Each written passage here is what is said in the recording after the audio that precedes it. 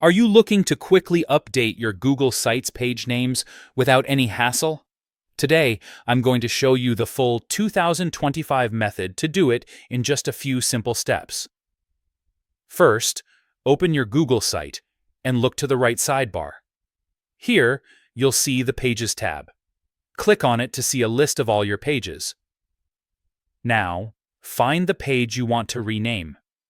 Next to its name, you'll notice a three-dot menu. Click on that and select Properties. Once you're in the Properties menu, it's as simple as typing in your new page name. Make sure it's exactly how you want it to appear, because this name shows up in your navigation and can impact how visitors find your content.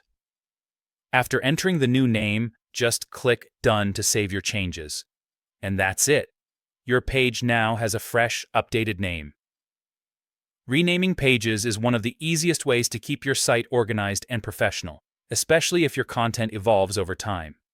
So next time you're updating your site, don't forget this quick trick to keep everything neat and user-friendly. Try it out and watch how smoothly your Google site navigation flows.